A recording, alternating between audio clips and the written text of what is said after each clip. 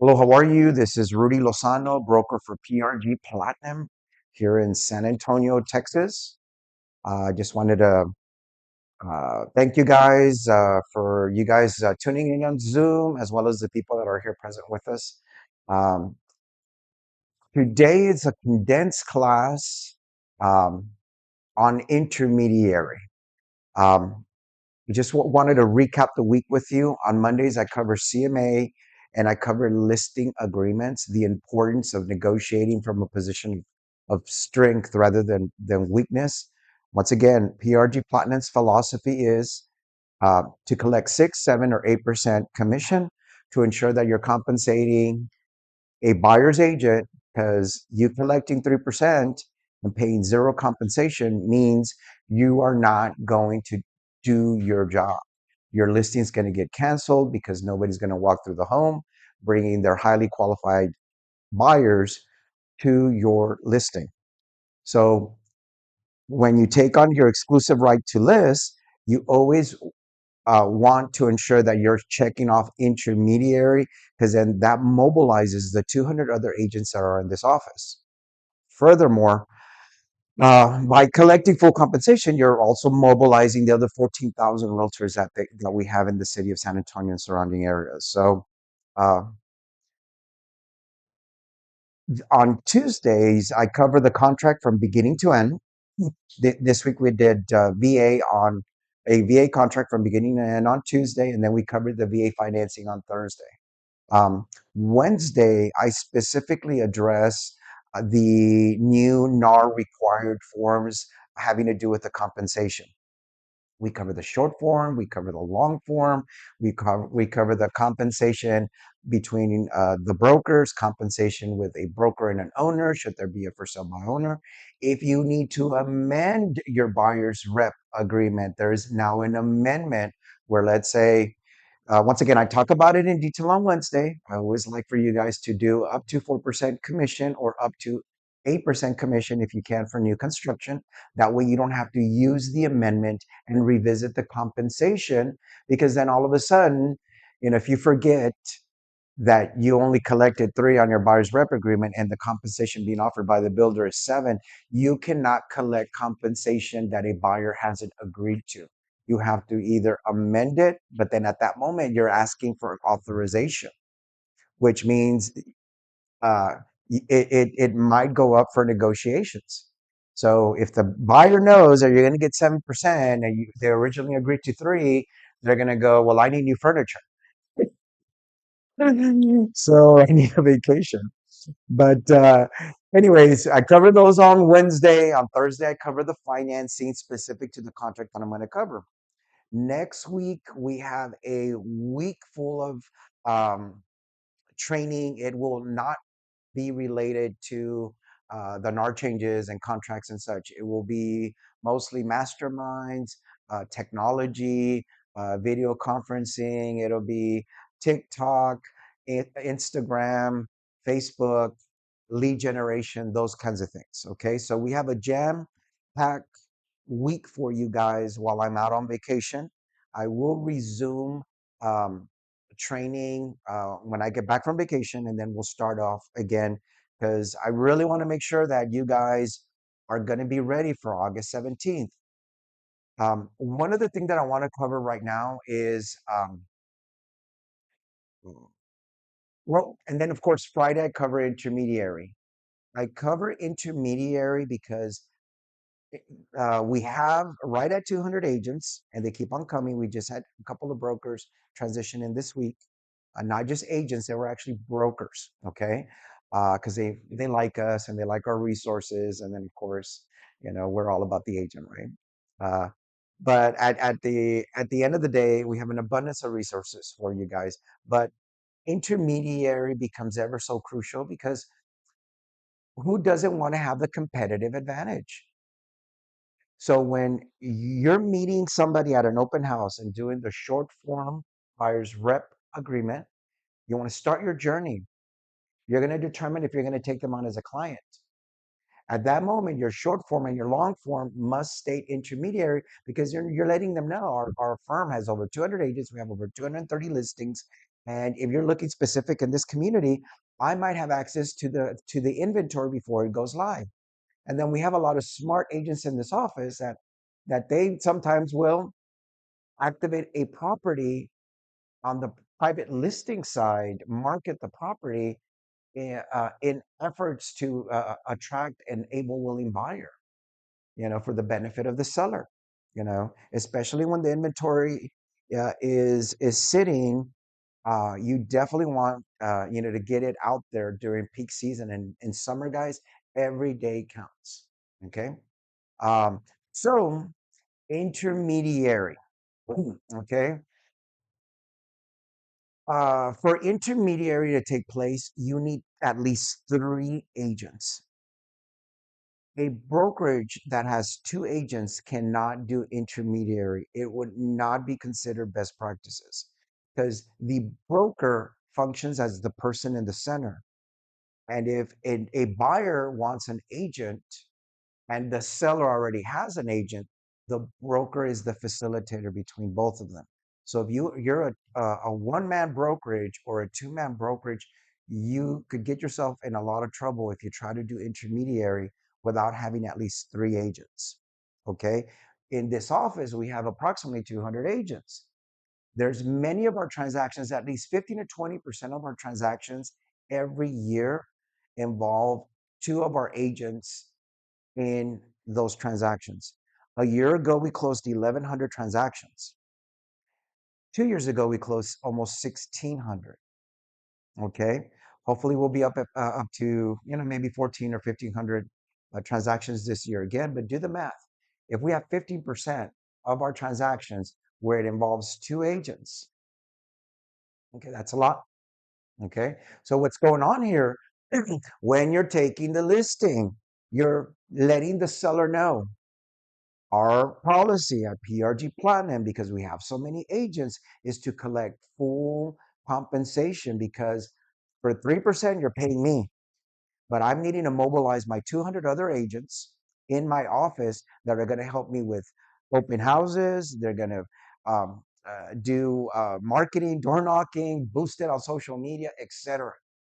So what ends up happening, guys, is that we're not a brokerage that has three agents. We're a brokerage that has 200 agents. It's in their best interest to have 200 people pushing that listing, because then everybody wants to sell their home quickly and efficiently and pass the closing table. That way people can continue with their life journey. Okay. So once again, intermediary, um, there is some risk to it. I don't have a problem with it. If there is a conversation that I have every week, multiple times, it is on intermediary. Because at other brokerages, guys, they don't offer that. They don't let you do intermediary. They don't let you do both sides to the transaction when you're the listing agent. But why not? Why not? That means you earn two compensations if you're the listing agent, and you do both sides. You can do both sides if you want. One has to be a prospect. And we have a lot of investors, guys, that tell you, hey, I saw your listing, I want it, and they're already telling you what they're going to offer. Or you have the neighbor across the street or 3 blocks down telling you that their mother lives there. They're not asking you for advice and opinion. You can treat them as a prospect. Okay. Because if it's our listing, our exclusive right to list, and our client relationship is built with the seller. Somebody walking through the door on an open house on one of our listings has to be treated fairly and honestly as required by the Texas Real Estate Commission. Okay. But if they're just a prospect, right, or just a consumer wanting to purchase the home, and they're not asking you for advice and opinion, yes, you're going to collect two compensations because you've already taken on the listing where the seller's okay, you getting paid 6%. That your seller's your client and the prospect is just a consumer or just a prospect, right? You're not giving any advice and opinion. Okay, if they ask you any questions, they can be related to things having to do with the home. What school district? What school district? What's the square footage? who picks up the trash. You can answer all of those questions, okay? But what you can't do is give advice and opinion if you're going to treat them as a prospect. You can only have a prospect when you're doing intermediary because it's our listing. We represent the seller. If somebody walks in on your open house, you can treat them as a prospect. However, as the moment that the NAR settlement uh, that ink dry, they brought an end to sub agency. So remember, guys, you will now need to create a client relationship with a buyer and a seller on most of your transactions. The only time you'll be able to even deal with a prospect is when it's your listing. Okay. So know your agency relationships. So one of the things to avoid, and I'm going to cover this now, is do not get too friendly with a prospect. Because then there's something called an implied agency relationship. If the consumer perceives that you are their buddy and you go to the same hairdresser or you go to the same church or know the same people, you start going into the gray and maybe into the red, which there's not a problem with that. Because then at that moment, what you need to do, hey, I know you, I've seen you, and we go to the same church and we're friends and you know my sister. At that moment, they're no longer a prospect. Because I can guarantee you that they're going to think that you are on their side, that you represent them. So the moment you pass the line, you have to execute your short or long form buyer's representation agreement. Okay? Because you didn't keep it professional and just talked about the house. You talked about other things. And in San Antonio, we all know everybody. We're all related, right? But for the purpose of creating an agency relationship, you just cross that line where now it's going to require additional paperwork. So the moment that they even think that you're representing them, you're going to need that buyer's representation agreement. Whether you do the short form and long form, it's up to you. My advice, like I cover on Wednesday, is that you want to secure a prospect and make them your client at an open house, for instance, and say, hey, I need you to sign my information about brokerage services. Thank you for coming to our open house. I'm needing to let you know who I represent in the transaction. And that's been in place, guys. I've been in this business for 24 years, and the information about brokerage services has been around. And it's been around even longer than I've been in business. Okay. So in the state of Texas, we are not a buyer beware state. We are the most consumer friendly state in the union. There's other states that are looking to the state of Texas for guidance. Did you guys know that there's states that don't even have a requirement for ethics every 24 months? They don't even have a buyer's agency agreement. Imagine that. So who has it? Texas. Every agent that I have ever encountered from out of state can't believe what the requirements are in Texas. Okay. It's all about consumer protection and avoiding miscommunication where a consumer can think something else. Okay. So once again, don't get yourself involved in fraud, misrepresentation, anything that can be perceived as deceptive trade practices. Everything should always be full disclosure. So be very careful what is said when you're doing open houses because people can walk in and in the moment that they show interest, the moment that you start to open your mouth at a party or at an open house, make sure you're never intoxicated of things of that nature. Okay. But just know what side of the railroad tracks you're at. And if you do pass that line, there's no problem. If you figure out that you know one another, you've just created an implied agency relationship. But because they think you represent them, now you have to execute a buyer's representation agreement because one of the requirements of doing intermediary is that the seller must agree to intermediary. But the buyer must also agree to intermediary. If a seller tells you they will not do intermediary, that means that they don't want our 200 agents to bring them a qualified buyer. If a buyer tells you, no, I want you to represent me, but I don't want to see any of the houses where you're going to play both roles, a buyer can dictate if they want intermediary or not. It's an option, yes or no, whether it's the exclusive right to list or the buyer's representation agreement. Okay, but if you're going to do intermediary, which I recommend because we have so many agents and so many listings, and it gives the buyer the competitive advantage to be exposed to the inventory maybe before it even hits the marketplace. Therefore, make sure that everybody always agrees to intermediary. It's in their best interest, in my opinion. Okay, because once the inventory starts moving quickly, and you're calling them, say, hey, another agent in this office is going live with a listing on Friday, and you get to see it on Monday or Tuesday, you might already have it wrapped up by Thursday. The moment it goes live on Friday, it's already under contract. Okay, so strategically, it's advantageous for the buyer to be exposed to inventory, whether it be through a private listing or coming soon, but it comes sooner than later to our staff or to our agents, right? But anyways, at the end of the day, both the buyer and the seller must agree to intermediary. Okay. Your forms need to be in place. Your exclusive right to list, your buyer's representation. You have to notate that it's intermediary on the contract, and furthermore, you must include the intermediary relationship notice. The intermediary relationship notice can be done with or without appointments. If you're the listing agent and you've captured the prospect, you haven't given advice and opinion, you could still give advice and opinion to your seller.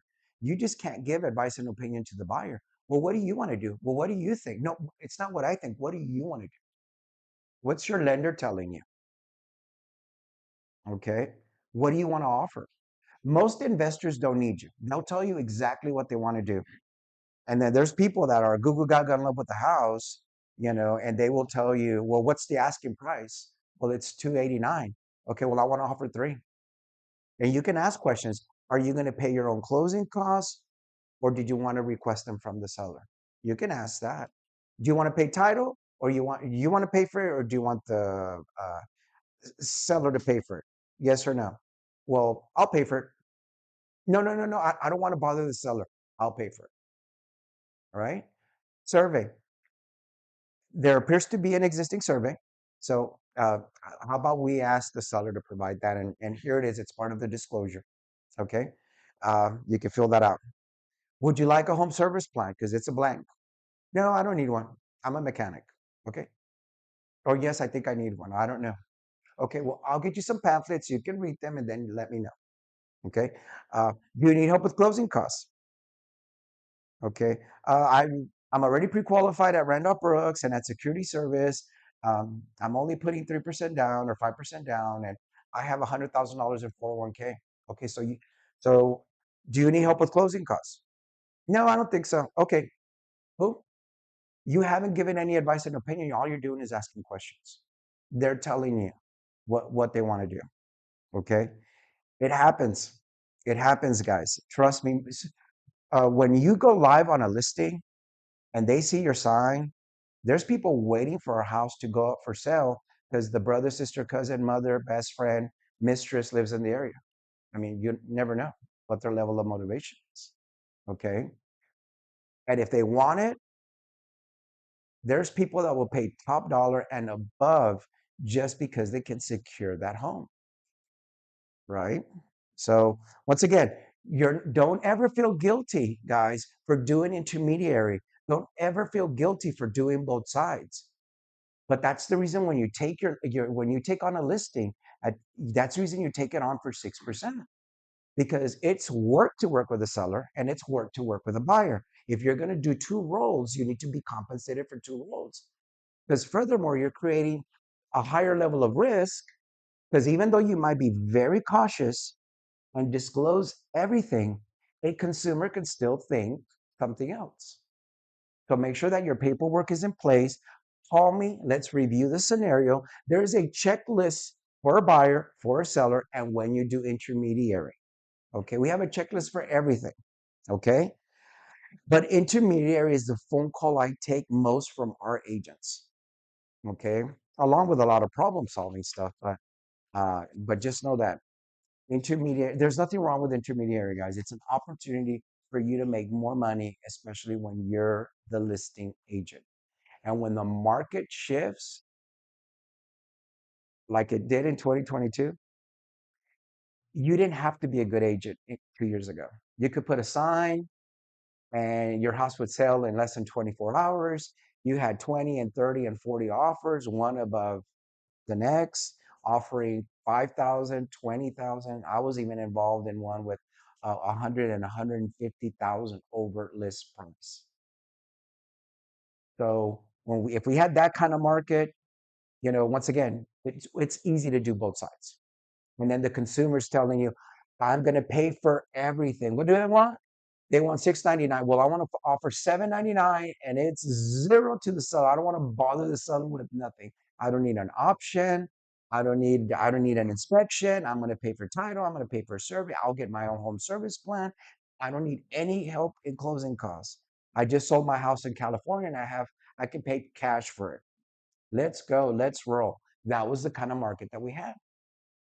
So if you control the listing, you control the gold. And if you control the gold, where you can do both sides to the transaction, that person isn't asking for your advice and opinion. They know exactly what they want to do is buy that house because grandma, grandpa, brother, sister, cousin lives in that community, right?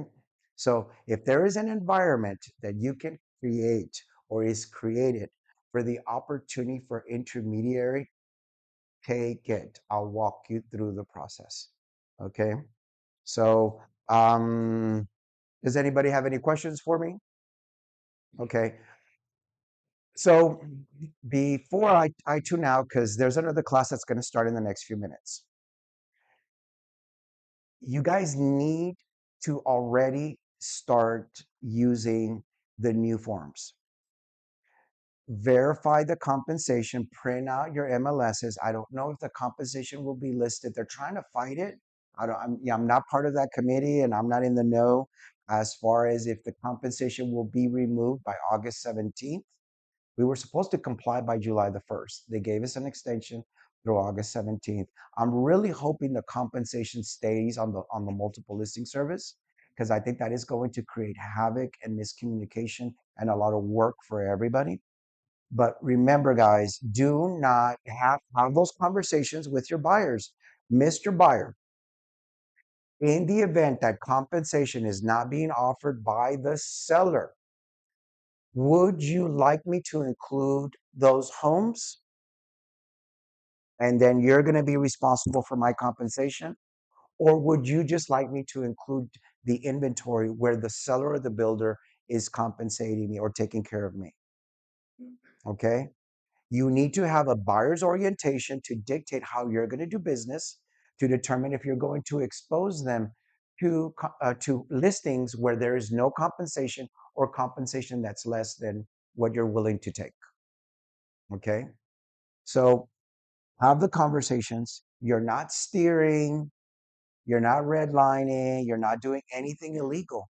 As an attorney does a free consultation to determine if they're even going to take you on as a client. We are professionals.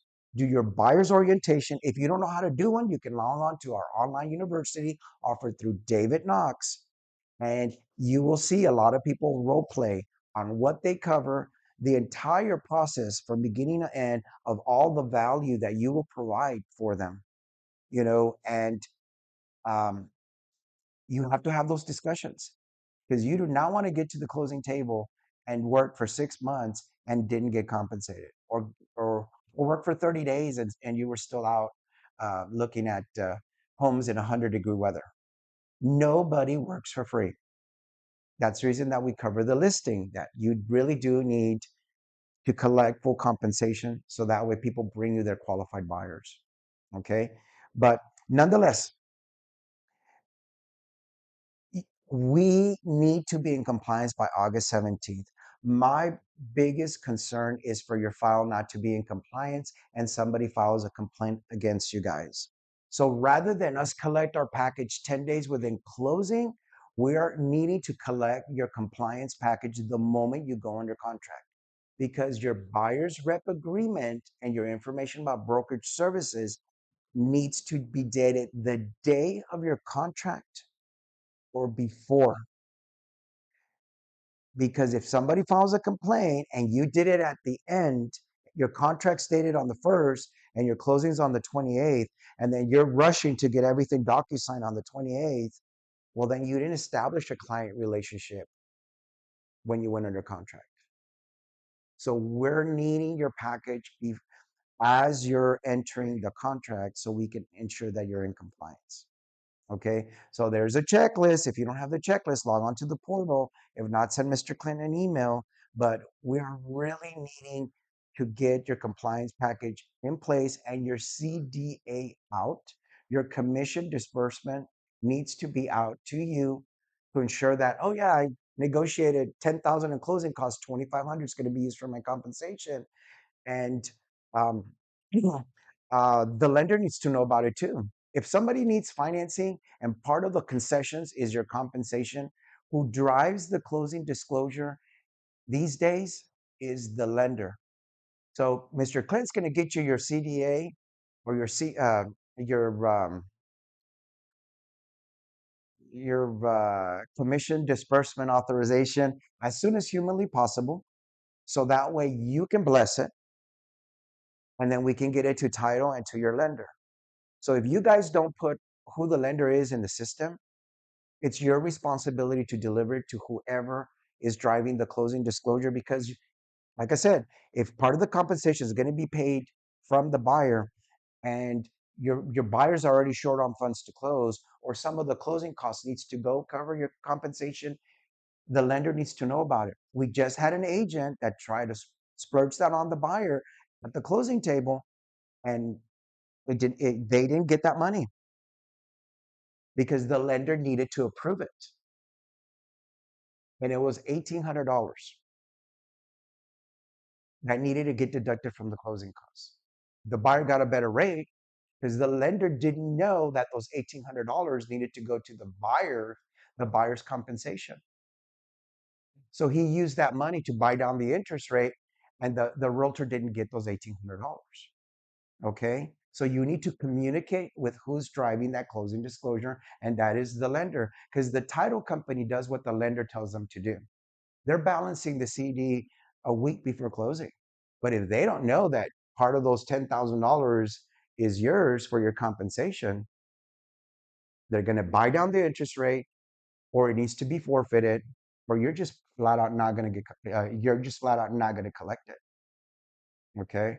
So be on your best behavior, be on your toes, and make sure that you understand how the process works. And if there's an opportunity for you to control the environment where you don't leave any money on the table, you need to fight for your money, because $1,800 is painful. That's somebody's mortgage payment or 2, 3 car payments that you missed, and we are not going to be responsible for that, guys. You're needing to turn in your package up front. We're going to let you bless it because you negotiated the contract. You know where that money needs to get allocated. It is your responsibility to protect your commission, or we need to know the scenario. And then the lender needs to know, no, no, no, no, no, no, no, no, no. It's $10,000, but 2,000 of it is to cover my compensation. Okay. So heading out for the weekend. I'm going to be on vacation for a week. And if you guys need anything, please reach out to the office, 210-641-1400. I will be available for emergencies, even though I'm going to be on a cruise. There might not be service. But as soon as I hit Mexico or somewhere where there is, I will respond to texting, to emailing as quickly as I can. So there will be a couple of people here that will be helping me. So if you need anything, just reach out to the office, and we'll try to help you resolve your issues, and make sure that things business as usual for the week kind of thing. And then I'll be back on Monday with the CMA and the listing class. So anything else I'm missing? That's pretty much it. Does anybody have any questions on intermediary? Any questions? Okay. Alrighty, guys. Have a good weekend. Bye.